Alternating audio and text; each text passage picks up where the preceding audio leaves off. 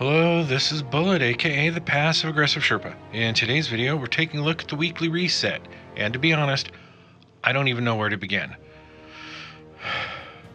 Things hadn't fully loaded when I logged into Destiny this morning. The sidebar with the activities didn't show for about 15 minutes.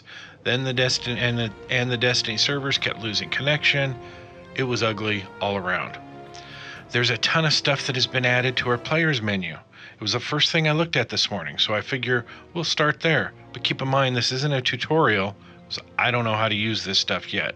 I apparently you can go in and click stuff. A lot of your triumphs are there, but you have to click them to get them to activate, or to get credit for them, get the points. But anyways, this is just looking around a bit. That's it. There's definitely a lot to see. I didn't go through half this stuff. I wasn't sure what to click on and what not. So I didn't want to screw anything up or delete something or do something stupid in a rush to get this video out. So I just kind of poked around a little bit.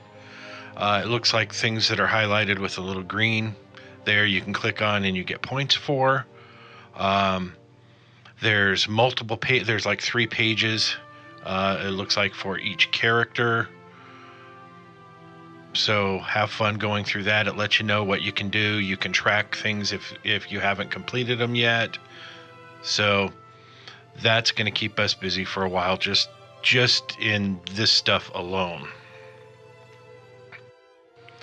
All right, now when you're looking for your milestones now, there's 2 things to look for.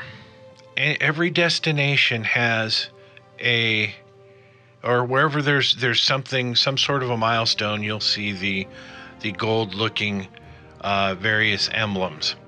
The ones that are just a circle with a plus in them, those are usually just challenges, and anything that's full, the circle is full, that indicates powerful gear, something that you want to do, at least from what I've gathered so far.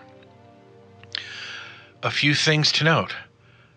The Drifter is now located in the tower, so you can check him out. Also, Hawthorne has bounties, and so does Tess Everest, which we'll get to later. The Drifter has bounties. There's lots going on. If I didn't mention it, the Flashpoint is on the EDZ, or in the EDZ. Now we've got the new strikes. At first I sat here like an idiot wondering, I thought there was supposed to be more strikes. But it turns out it's like the Nightfall was last week. Now you can just click on it and you can select whether you want a level 300, 400, or 500. I don't believe these... It says level, 30, 40, 50. I don't know if that's required. I think you can go in if you're a lower light, but I don't know. I'll be testing that out later. Now on to the Nightfalls. As you know, there's now 3 of them, and the recommended power is 550. So we all need to do some grinding in the meantime, because none of us are nowhere near 540. But the Nightfalls are something new: Warden of Nothing, a Garden World, and the Arms Dealer.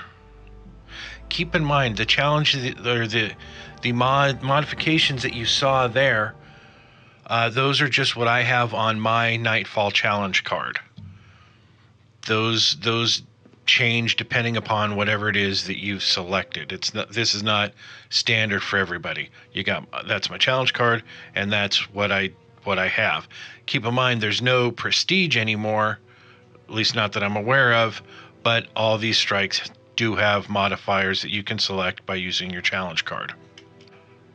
Now moving on to the Crucible, we have the usual thing. Nothing new has changed here. These aren't powerful gear things that you get now. It's just your promised legendary gear, and it's part of your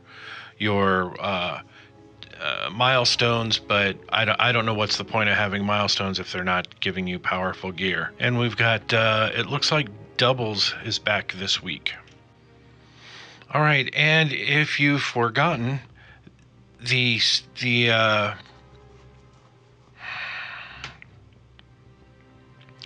raids, at least for the Leviathan, are in the map for Nessus. And it doesn't look like anything's really changed here. I think they upped the power on Eater of Worlds. Maybe they didn't. I don't know. I'm not a strike person. But all 3 strikes are located there if you need to find them. And remember, the new raid won't be available until the 14th.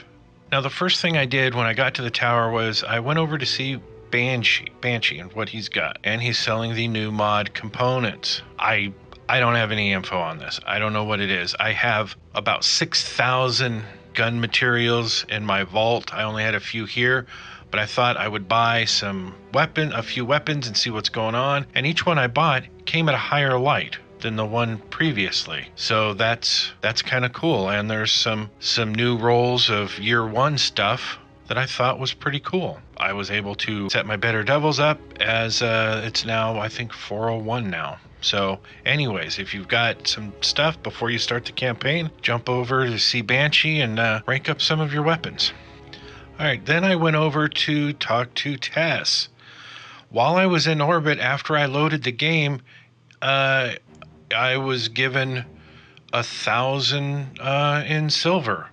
I do not know what I did to deserve this, but Bungie just gave it to me. I don't know if everybody gets it or if I'm, for some reason, special.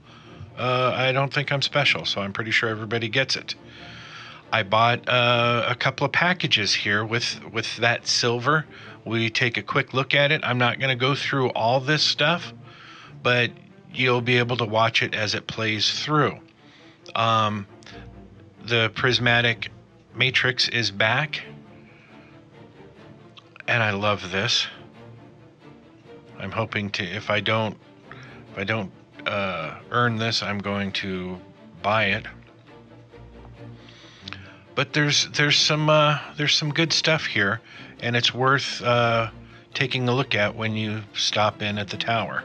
All right, while we're looking at our inventory, sorry, I cannot speak today. There's a few things I want to make you aware of. Tess has bounties now. Grab what you can, because they appear to award bright dust upon completion, and one can never have too much bright dust. And as mentioned earlier, at least for me, not everything loaded into the game when I first logged on. You may have that same issue. It took about 15 minutes or so before the Forsaken campaign even showed up on my map. Something cool that I wasn't expecting is that now every destination allows access to that destination's strikes. They're marked right on the map, so you can play any strike you want at any time, and that is awesome. Remember that most vendors offer bounties now. It's not just Tess that has new ones. Hawthorne has them. The Drifter too. I'm sure the vendors for each destination will also have them. So make sure when you're out and about to check in with the vendor of that destination before you start killing things. Take advantage of those bounties. They're a great way to get some extra materials for those destinations. And if you haven't noticed this past week, you need these materials to upgrade your weapons or any weapons that are from that destination. And lastly, I want to apologize for the sloppiness of this video. It's all new. The way I've been doing these for the past year just doesn't work anymore, and it's going to take me a while to figure out the best way to get you the weekly reset info in an easy, understandable, quicker way. So please bear with me as I get used to this new reset format that Bungie has thrown at us. It should calm down by next week, and hopefully there'll be more time for me to dive into it and make you a proper video. Also, don't forget to check out the description below. I'll better break down the milestones and activities as opposed to this cluster of a video you are watching now. And that's about it for the weekly reset. Remember, if you liked this video, maybe hit that like button and subscribe to my channel if you haven't already. I promise not every video will be this crappy. And if we could get 1,187 likes on this video, that'd be great. But most of all, thanks for watching. Seriously, thank you.